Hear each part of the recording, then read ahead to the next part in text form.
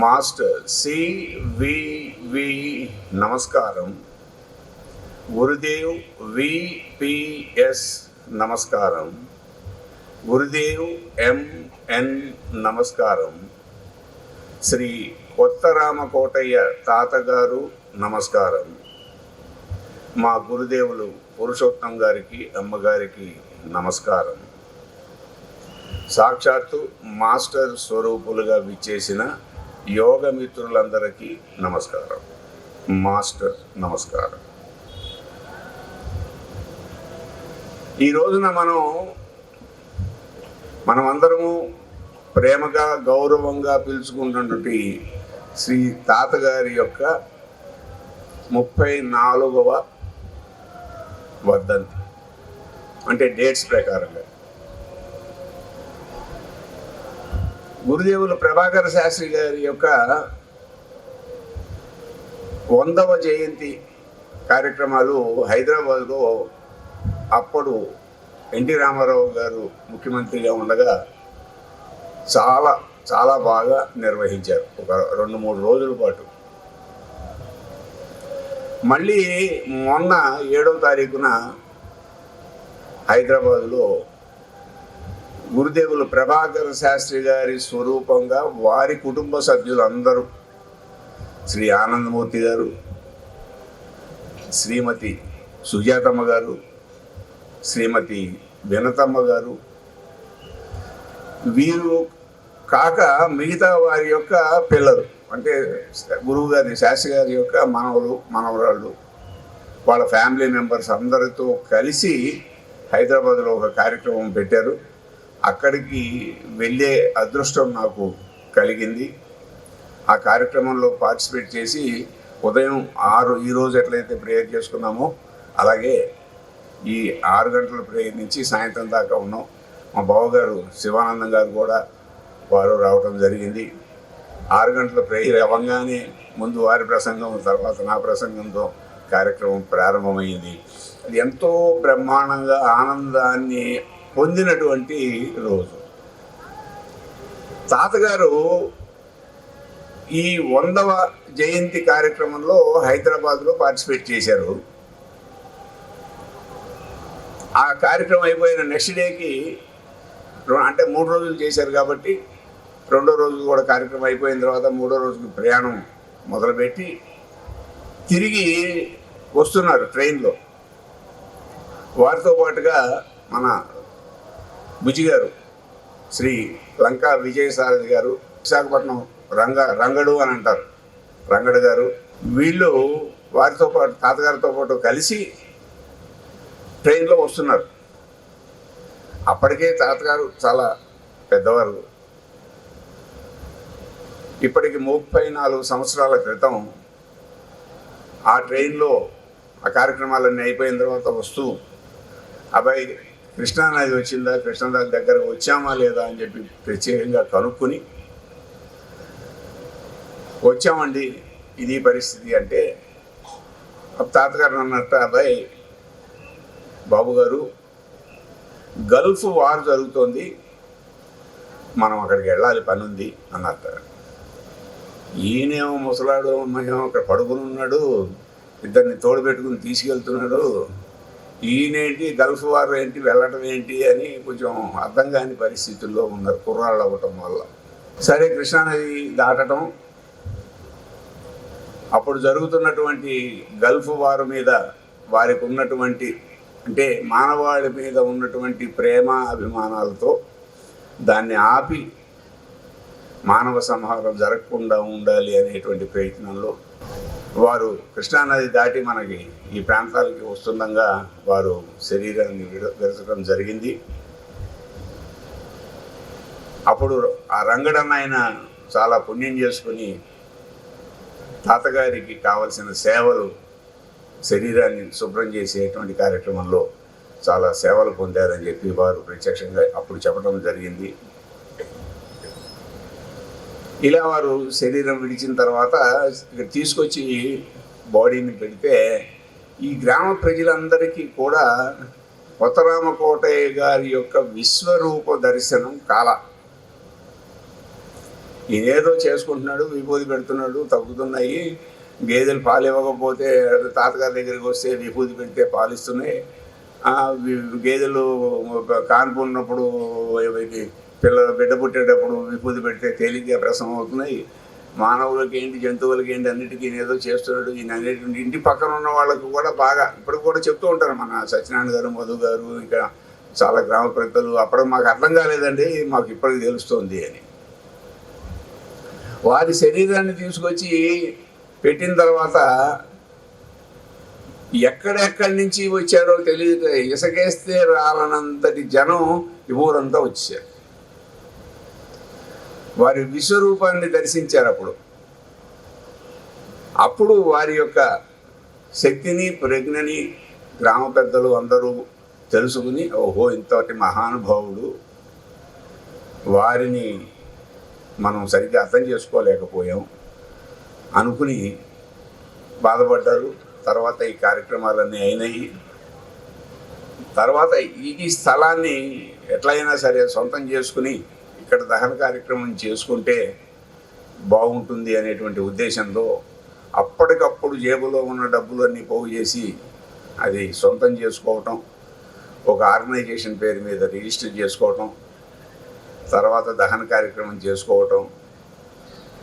తర్వాత అతి ముఖ్యమైనటువంటి విషయం ఏంటంటే,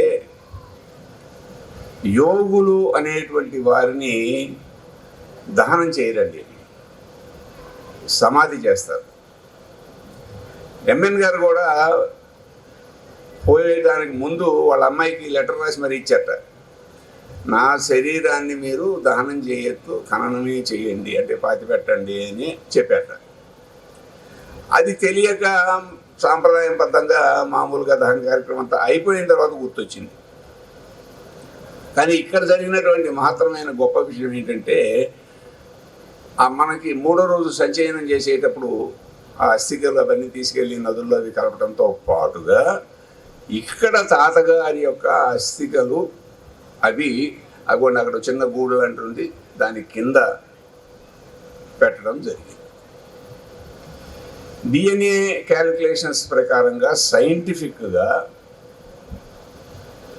చనిపోయిన వారి అటాచ్మెంటు, వారు పనిచేసేటువంటి విధానము, వారిలోని జీవ ప్రజ్ఞ ప్రతి అణువు నుంచి పనిచేస్తుంది. అలా వారి ఆ అస్థికల నుంచి వారు ఇప్పుడు ఇక్కడ పని చేస్తున్నారు. మన పెద్దలు కూడా చాలామంది చెబుతూ ఉంటారు, ఎవరైనా చనిపోతే మన పెద్దల ఇంట్లో వాళ్ళ తాలూకు బట్టలు వ్యవహారాలు అవన్నీ ఏమి ఉంచరు, అవన్నీ కూడా తీసేస్తారు కాదు, తీసేయాలి. లేకపోతే వారి తాలూకు ఉన్నటువంటి అటాచ్మెంట్స్ దాని ద్వారా పనిచేస్తూ ఉంటుంది. ఇక్కడ ఒక చిన్న విషయం ఈ మధ్య చాలాసార్లు మనం మళ్ళీ చెప్పుకున్నాం. ఈ యోగ మార్గంలో ఉన్న వారికి మామూలుగా ఉన్నటువంటి వారికి తేడా ఏంటి? తాతగారు ఇక్కడే మనతో పాటే ఉన్నారు అని అనేక మాటలు మనం చెప్పుకున్నాం. ఉన్న మాట వాస్తవం. ఎలా వాస్తవం అంటే సూక్ష్మరూప ధారణ. సూక్ష్మరూప ధారణ అంటే ఏంటి? Astral body. Astral body separation ఎలా జరుగుతుంది? అది చేయటం అనేటువంటిది ఒక పెద్ద ప్రక్రియ, సైంటిఫిక్గా ప్రూవ్ అయినటువంటి విషయం. అది జరగటానికి మనం అనుకునేటువంటి ఈ శరీరము కాదు. ఈ శరీరము లోపల ప్రాణ శరీరం ఉంది. శరీరము బయట అది ఆరాగా పనిచేస్తుంది. మాస్టర్ సివివి చెప్పింది ఏంటంటే, ఈ శరీరము కాకుండా పటిష్టమైన యోగ శరీరాన్ని, సూక్ష్మ శరీరాన్ని నిర్మించుకోవాలి. అది నిర్మించుకోవటానికి అడ్డపడుతున్నటువంటి 5 మనకి నర్వస్ అడ్జస్ట్మెంట్ అని ఒక చిన్న కోర్సు లాంటిది ఉంది. అవి చేస్తే మన లోపల ఉండి ఈ 72 నాడీ మండల వ్యవస్థలో ఈ శరీరము పాడైపోకుండా శరీరాన్ని అభివృద్ధి చేయటానికి ఈ నాడీమండల వ్యవస్థ అడ్డం రాకుండా దాన్ని సరి చేసుకుంటూ దాన్ని ఒక ఉన్నతమైన స్థితికి కనుక తీసుకెళ్తే ఈ మనకి ఈ డికే అండ్ డెత్ అంటే మన శరీరం కుళ్ళిపోవడం కానీ మృత్యువు దారి వెళ్లకుండా ఈ శరీరాన్ని కాపాడి ఉన్నతమైన స్థితికి తీసుకెళ్లేటువంటి ఒక మార్గం ఉంది. అది కనుక మనకు సాధన రూపంలో కనుక చేసుకుంటే నిజమైన పటిష్టమైన ప్రాణ శరీరం తయారవుతుంది. ఎప్పుడైతే ఆ పటిష్టమైన ప్రాణ శరీరం తయారవుతుందో వాడు మృత్యువుని జయించినటువంటి స్థితికి పెడతాడు. మృత్యువుని జయించినటువంటి స్థితి అంటే ఏమిటి? ఇందాక అమ్మగారు కూడా చెప్పారు, మీకు మోక్షం ఎంతమందికి కావాలి? మోక్షం కాకుండా తాతగారు ఎప్పుడు ఎవరి దగ్గర ఎట్ట పుట్టమంటే అట్ట పుడతా, గురువుగారు ఏం చేయమంటే ఇది చేస్తానండి అనేటువంటి దానికి తేడా ఏమిటి? మోక్షం అంటే ఏమిటి? మోక్షము అంటే మనం భగవంతుల్లో లీనమవుతాం. అంటే భగవంతుల్లో లీనమైతే ఏంటి అంటే భగవంతుడు ఏం చెప్తే అది మళ్ళీ చేయాలి. మాస్టర్ ఏం చెప్పారంటే నువ్వు ఇండిపెండెంట్గా ఉండు, please make me fit to realize Brahmam and liberate us to attain independency in this life. ఆ ఇండిపెండెన్సీ అంటే మనం పంచభూతాత్మకమైన ఈ శరీరాన్ని పంచభూతాల దయతో, ఈ గ్రహాల దయతో, ఈ సృష్టిలో ఉన్న అనేకమైన శక్తుల దయతో ఈ శరీరాన్ని నడిపిస్తున్నారు.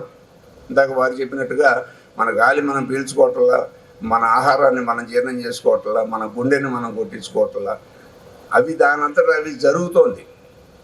ఈ జరగడానికి వెనకాల ఒక ప్రజ్ఞ, ఒక శక్తి ఉండి నడిపిస్తున్నాయి.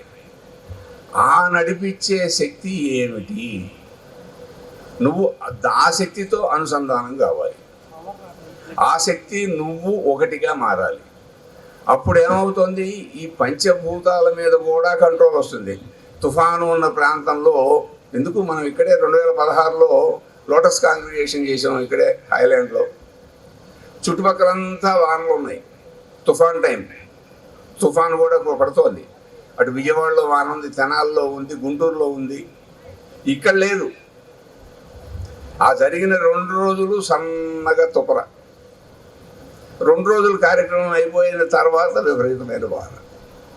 అంటే వీళ్ళని పంచభూతాలను కూడా వాళ్ళ చేతిలో కంట్రోల్లో పెట్టు, అంటే వాటిని కూడా జయించిన వారు. ఇందాక చెప్పారుగా స్వామిత్వాన్ని కలిగినటువంటి వారు. అలా గురుదేవులు ప్రభాకర శాస్త్రి గారు తిరుపతిలో అన్నమాచార్యుల వారి కార్యక్రమం జరుగుతున్నప్పుడు వచ్చిన పెద్ద వానని, తుఫాన్ని వారు కూడా కంట్రోల్ చేసి చక్కగా ఆ పంచభూతాల మీద వాళ్ళకు ఉన్నటువంటి స్వామిత్వం ఏమిటి అనేటువంటిది చక్కగా తెలిసేటట్టుగా చేశారు. ఆ స్థితికి మన యోగ సాధన ద్వారా చేరుకోవచ్చు. కాబట్టి దయచేసి మిత్రులందరూ అర్థం చేసుకోవాల్సింది ఏంటంటే మాస్టర్ ఏం చెప్పారు, గురుదేవులు ప్రభాకర్ శాస్త్రి గారు ఏం చెప్పారు, వారి శిష్యులైన తాతగారు ఏం చెప్పారు, ఈ సాధనని మనం ఎలా చెయ్యాలి, వారి అందరి తపన అంటే వీరు ముగ్గురు వేరేం కాదు, అంతటూ ఒకటే. ఆ ఒకే శక్తిగా ఉన్నటువంటి వారి యొక్క సంకల్పం ఏమిటి అంటే మానవాళినంతటిని, మనందరినీ వాళ్ళ స్థాయికి తీసుకెళ్ళటం కోసం వాళ్ళు అహర్నిశలు పగలు రాత్రి అనకుండా ఇప్పటికీ కష్టపడుతూనే ఉన్నారు. మనతో పాటుగా మనలో ఉండి మన పక్క నుండి మన్ని నడిపిస్తున్నారు. మనమే అర్థం చేసుకోవట్లా. ఇందాక మన రెడ్డి గారు చెప్తూ ఇక్కడికి వచ్చిన బొట్టు పెట్టుకున్న వాళ్ళందరికీ రోగాలు కొంతమందికి తగ్గిపోతున్నాయి, కొంతమందికి తగ్గట్లేదు. కారణం ఏంటో చెప్పండి అన్నారు. ఫుడ్ అది ఇది అని ఏదో చెప్పారు. వీటి అన్నిటితో అవన్నీ కొంత మటుకు సత్యాలు అయితే అసలు సత్యం ఏంటంటే నీలో ప్యూరిటీ లెవెల్స్ కనుక డెవలప్ కాకపోతే నీకు ఏమీ రాదు, ఏమీ జరగదు. అలాగే ఏ గురుదేవుడు కూడా నిన్ను నీ వంక చూడటం. ఎప్పుడు చూస్తారయ్యా అంటే నువ్వు వాళ్ళ మార్గంలో నడుస్తూ, వాళ్ళు చెప్పింది వింటూ, వాళ్ళు చేసేది చేస్తూ, వాళ్ళ దారిలో నువ్వు ప్రయాణం చేస్తూ ఉంటే వీడెవడరా నాయనకాలే వస్తున్నాడు ఏంటని చూసి మనకి కావలసినది ఏమిటి అని వాళ్ళు తెలుసుకొని మనకి ఇచ్చి మన్ని నడిపిస్తారు. అందుకే ప్రభాకర్ శాస్త్రి గారు చెప్పారు, ఈ యోగ మార్గంలో నడిచే వాళ్ళందరికీ వీటన్ని దొరుకుతాయి, వీటన్నిటికీ నిదర్శనం నేనే, వేయేటికి ఈరలందరూ దీనిని చక్కగా గుర్తించరో చక్కగా చెప్పి నేనే దీనికి సాక్ష్యం అని చెప్పారు. అలా మనం అందరం కూడా తయారవుతాం. మన జన్మ పరిణామ క్రమంలో మనం మెట్టు మీద మెట్టుగా సాధనలో పైకి వెడుతున్న కొద్దీ అందరం ఒకానొక రోజున ఉన్నత స్థితికి చేరుకోవలసిన వాళ్ళమే. ఇవాళ ఆంజనేయ స్వామి రాబోయే బ్రహ్మ అని ఇప్పుడు చెప్తున్నారు కొంతమంది పెద్దలు. ఆయన కూడా ఎన్నో జన్మల నుంచి ఎంతో తపస్సు చేసి ఒక హయ్యర్ స్టేట్కి పెట్టిన, అంటే ఈ పరిణామ క్రమంలో విశ్వమంతా కూడా అభివృద్ధి దిశగా ప్రతి క్షణము ప్రతిరోజు అభివృద్ధి చెందుతూ ఉంది. ఆ స్థితిలో మనం కూడా అసలంటే ఈ యోగ మార్గం అంటే ఏమిటి తెలియనటువంటి వాళ్ళం ఇవాళ మనం తాతగారి ఆశ్రమానికి వచ్చి ఇక్కడ కూర్చున్నాం. ఇక్కడ చాలామంది ఉన్నారు, కొంతమంది రాలేకపోయారు, అక్కర్లేదు అనుకున్న వాళ్ళు కొంతమంది వచ్చారు. అంటే ఇది యోగ్యతను బట్టి ఎవరెవరిని పంపిస్తారో వాళ్ళని పంపిస్తారు. ఇది ఒక ట్రైనింగ్ సెంటరు. ఈ ట్రైనింగ్ సెంటర్లో ఎవరెవరికి ఏమేమి చెప్పించాలో అవి చెప్పిస్తూ ఉంటారు. కొన్ని సంవత్సరాల క్రితం మేము మీలాగా అక్కడ కూర్చుని అన్నీ విన్నాం, పెద్దలు చెప్పినవన్నీ విన్నాం. చాలామంది పెద్దలతో మాట్లాడి ఈ యోగ విషయంలో ఉన్నటువంటి పట్టు ఏమిటి, ఏం చెయ్యాలి, ఎలా సాధన చెయ్యాలి, అసలు ఈ యోగం ఏమిటి, ఈ మానవాళి ఏమిటి, ఈ సృష్టి ఏమిటి, వీటన్నిటికీ ఉన్న కలయిక ఏమిటి అనేటువంటి విషయాలు ఈ సాధన చేస్తున్న కొద్దీ మాస్టరే మనకు అందిస్తారు. మనకన్నీ ఆయనే తెలియజేస్తారు. నా మటుకు నేను అలాగే తెలుసుకున్నాను. ఓ 30 ఏళ్ల క్రితం కనుక లెక్కేసుకుంటే నాకు బండి సున్నా ఏం తెలియదు. ఒక పెట్టుకుని ఉద్యోగం చేసుకుంటూ ఒక మార్కెటింగ్ మేనేజర్గా దేశాలను బట్టి తిరుగుతూ ఒక చోట తింటూ ఒక చోట పడుకుంటూ తిరిగేటటువంటి వాడిని నన్ను కట్టేశారు. తాతగారిని నేను ఒక్కసారి చూడటం జరిగింది ఇక్కడే మంగళగిరిలో కూరగాయల మార్కెట్లో. అప్పటికి ఆయన మహాయోగి అని, ఇది ఒక పెద్ద యోగం అని ఏం తెలియదు. ఆ ఒక్కసారి వారిని చూసినంత మాత్రాన తీసుకొచ్చి కట్టేశారు. మరి దీన్ని ఏమనాలి? నాకు అసలు పరిచయం లేనటువంటి వాడిని, అంటే ఇది ఏ జన్మలోనో ఎక్కడో కనెక్షన్ ఉంది. వేటూరి ప్రభాకర్ శాస్త్రి గారు మా గ్రామానికి వచ్చారు, అవనగడ్డ. ఆయన చల్లపల్లి నుంచి అవనగడ్డకి బండి మీద పెడుతుంటే అప్పుడు వర్షాకాలం అవడంతో జారి కింద పడినప్పుడు గూడు తొలిగి అది సెట్ అవ్వాల. యోగ మార్గంలోకి వచ్చిన తర్వాత సెట్ అయింది. అటువంటి వారు ప్రభాకర్ శాస్త్రి గారు మరి అవనగడ్డకు రావటం జరిగింది. అప్పటికి మా నాన్నగారికి ఉన్న, నేను పుట్లప్పటికి మా నాన్నగారికి ఉన్నటువంటి పరిచయం ఏమిటో తెలియదు, కానీ మాస్టర్ సివి అంటే ఏమిటి అనేది మా నాన్నగారికి తెలుసు. మరి ఏ జన్మలో ఎక్కడ ఉన్నటువంటి కనెక్షనో తెలీదు, ఈ జన్మలో తీసుకొచ్చి పెట్టారు. తెచ్చుకున్న తర్వాత ఇది కనెక్ట్ అయ్యాము అని గుర్తించగలగటం అనేటువంటిది వాళ్ళ యొక్క అనుగ్రహం. మనందరికీ కూడా ఖచ్చితంగా ఏదో ఒక సందర్భంలో వాళ్ళు తెలియజేస్తారు.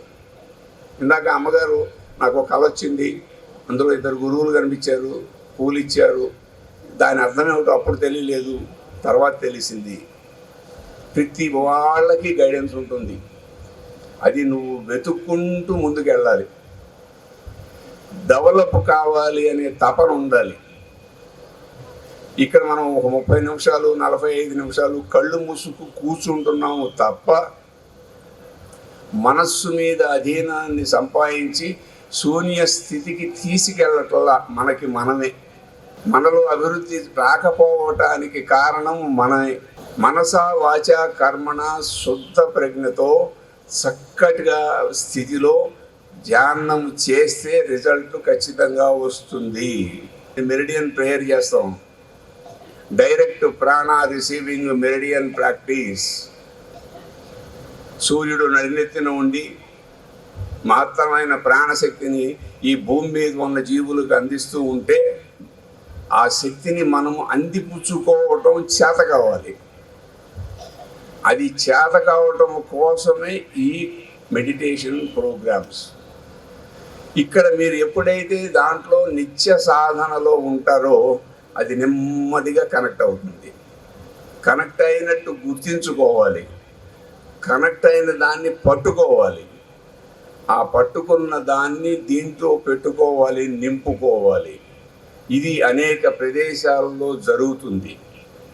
దీన్ని ఏదో మనం సాధన చేస్తున్నాం, ఏ గుడికి వెళ్ళినట్టో, ఏ కొబ్బరికాయ కొట్టినట్టో, ఏ పూజ చేసినట్టో, ఏ సత్యనారాయణ వ్రతం చేసినట్టు ఏదో మెకానికల్గా జీవిస్తున్నాం.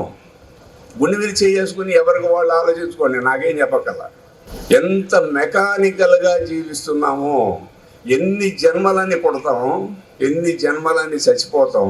ఈ పుడుతూ చచ్చిపోయేటువంటి సైకిల్లో ఇరుక్కుపోయి ఎన్ని యుగాలు జన్మలు గడిచిపోతాయి. కాబట్టి మిత్రులారా, ఈ కార్యక్రమాలలో ఉన్నటువంటి శక్తి ఏమిటి, అసలు ఇది ఎందుకు చేస్తున్నాం, చేస్తే మనకేమొస్తుంది, ఈ యోగ మార్గంలో అభివృద్ధి చెందితే ఉన్నతమైన మానవుడిగా ఎలా తీర్చిదిద్దబడతారు, ఇది ఒక చక్కటి అవగాహనతో సాధన చెయ్యండి, రెగ్యులర్గా చేయండి. మనకి విజయవాడలో యోగా సెంటర్ ఉంది, రెగ్యులర్ క్లాసెస్, రోజు ఈవినింగ్ ప్రేయర్ అండ్ క్లాస్ ఉంటుంది. ఇక్కడి నుంచి మన వాళ్ళు చాలామంది వస్తూ ఉంటారు. కాకపోతే ఏంటంటే ఇన్స్పెక్షన్ చేస్తూ ఉంటారు. ఇక్కడ యోగా సెంటర్ ఉందా, ఉంది, మీరేం చేస్తూ ఉంటారు, చేస్తున్నా, రైట్, బాగానే ఉంది, వస్తాను సార్, మళ్ళీ వస్తామని వెళ్తారు. అలా చేస్తే ఏం రాదు. Rolling stone gathers no moss. పట్టు ఉండాలి. మాస్టర్ ఏం చెప్పారంటే, పట్టు వదలని విక్రమార్కుడులాగా నువ్వు సాధన చేస్తే బోర్డర్ సెక్యూరిటీలో ఉన్నటువంటి బిఎస్ఎఫ్ జవాన్లాగా ఎవడు ఎప్పుడు ఎక్కడ దూరకుండా ఉంటాడు అని కాపలా కాస్తున్నట్టుగా ఎలర్ట్గా ఉండి ఈ ప్రజ్ఞ ఉండంగా ప్రజ్ఞతో యోగాన్ని తెలుసుకోవాలి. అదే మనకేం చెప్పారు, సమాధి స్థితి అన్నారు. పతంజలి యోగ సూత్రాల్లో చెప్పుకుంటూ మనకి సమాధి స్థితి, ఆ సమాధి స్థితిలో మనం నిజంగానే భగవంతుడితో కనెక్ట్ అవుతాం. ఆ భగవంతుడు కూడా నేను కూర్చోబెట్టి, అబ్బాయి నువ్వు ఇవన్నీ చేయరా నాయన, మంచి చెడు అని ఆయన చెప్తాడు. ఆ సమాధి స్థితిలో నుంచి ఈ భౌతిక ప్రజ్ఞలోకి దిగొచ్చేసేస్తే ఆయన ఏం చెప్పాడో గుర్తుండదు. ఆయన చెప్తాడు, మనం వినేది వినడం, పోయేది పోతుంది. అదే ప్రభాకర్ శాస్త్రి గారు కూడా చెప్పారు. ప్రజ్ఞా ప్రభాకరం అనేటువంటిది మనకు నిత్య పఠనం చేయవలసినటువంటి గ్రంథం. మనం ఏదైనా శ్రద్ధగా చేయాలండి. ఏదో ఇట్లా మన తాతగారి వర్ధంతినో, లేకపోతే ఒక ధనిష్టనో, లేకపోతే అమావాస్యనో, పౌర్ణమనో మనం వచ్చి ఏదో కాస్త సాధన చేసుకుందాం, వెళ్ళిపోదాం అని అనుకుంటే మనకేం రాదు. ఈ యోగం ఎందుకు చేస్తున్నాం, చేస్తే ఏం కావాలి? నేను తాతగారు విభూతి పెడితే తగ్గుతోంది, నేను పెడితే విభూతి ఎందుకు తగ్గదు అంటే నాలో లోపం ఏమిటి, ఎలా సరి చేసుకోవాలి అని కనుక ప్రయత్నం చేస్తే నీలో కూడా దాగి ఉన్న ప్రజ్ఞ బయటికి వస్తుంది. నిన్ను కూడా నా అంతటి వాడిని చేస్తాను అని మాస్టర్ ప్రామిస్ చేసి ఉన్నాడు. కాబట్టి ఈ యోగం అల్లాటప్ప అయిన యోగం కాదు. భూమండలం మీద ఉన్న మానవులు మొత్తం అభివృద్ధి చెందటానికి కావలసిన ఏకైక ఉన్నతమైన మార్గము, చాలా తేలికైన మార్గం. మనం ఏం గొప్ప సాధనలు, కసరత్తులు, వ్యవహారాలు, ఉపవాసాలు, అభిషేకాలు, ఇవన్నీ తలస్నానాలు, మంచి ఏం లేవు. నువ్వేం చేయాలి అంటే ఉదయం 6 గంటలకి, సాయంత్రం 6 గంటలకి, కుదిరినప్పుడు నువ్వు మధ్యాహ్నం 12 గంటలకి, రాత్రి 12 గంటలకి మాస్టర్కి నమస్కారం పెట్టి ఒక అరగంట నుంచి 45 నిమిషాలు కళ్ళు మూసుకుని కూర్చుని నీ లోతట్టు ప్రాంతంలో ఏం జరుగుతుందో సాక్షిభూతుడుగా గమనించు. సింపుల్. నీకున్న 24 గంటల్లో 1 గంటన్నర 2 గంటలు నీ అభివృద్ధి కోసం పనిచేయకపోతే మరి ఇలా ఎన్ని జన్మలు పుడతాము, ఎన్ని జన్మలు చచ్చిపోదాము, మళ్ళీ ఈ సైకిల్లో ఎందుకు ఉంటాము? కర్మలను మనం పోగేసుకుంటున్నామా, కర్మలను మనం తొలగించుకుంటున్నామా అనేది తెలుసుకుంటూ ప్రతి క్షణాన్ని యోగ మార్గంగా అనుభూతిలోకి తెచ్చుకుంటూ చక్కటి యోగ సాధన చేస్తే రిజల్ట్ గ్యారంటీ. మనమందరము ప్రతి ఒక్కళ్ళు ఒక తాతగారుగా అవ్వచ్చు, ఒక ప్రభాకర శాస్త్రిగా అవ్వచ్చు, ఒక మాస్టర్ సివివిగా అవ్వచ్చు. వాళ్ళు ఒక జన్మలో తప్పన ఇలా తయారైపోలే. అనేక జన్మల తపన, అనేక జన్మల తపస్సుతో వాళ్ళు పొందినటువంటి స్థితి. పరిణామ క్రమంలో ఈ భూమి మీదకు వచ్చిన ప్రతి జీవి ఈ పరిణామ క్రమంలో అభివృద్ధి చెందుతూ చెందుతూ చెందుతూ ఆ ఉన్నతమైన స్థితికి చేరవలసిందే. ఇప్పుడు కాకపోతే రేపు, రేపు కాకపోతే ఎల్లుండి. కాబట్టి ఇవన్నీ తెలుసుకుని వింటున్నంతసేపు మనకి హాయిగా ఉంది, ప్రశాంతంగా ఉంది. ఇవాళ తాతగారు ఆశ్రమానికి వెళ్ళాం, అక్కడ అనేకమైనటువంటి విషయాలు తెలియజేశారు. కాబట్టి చాలా బాగుందండి, బ్రహ్మాండంగా జరిగిందండి అని అనుకుని భోజనం చేసి, పెళ్లి భోజనం కన్నా బ్రహ్మాండమైన భోజనం పెడుతున్నారు రాంకోటి రెడ్డి గారు. మిగతావన్నీ ఎట్టా ఉన్నా భోజనం బ్రహ్మాండంగా ఉంటుంది. భోజనం కోసం అయినా వెళదాం, అయినా రండి. ఆప్షన్ అది కూడా ఇస్తున్నారు. ఇవేమి చేయకపోయినా భోజనం చేసినా కూడా పనిచేస్తుందని చెప్పారు. కాబట్టి ఇంత మహత్తరమైనటువంటి యోగ సాధన చేయటం అనేక జన్మల యొక్క అదృష్టం.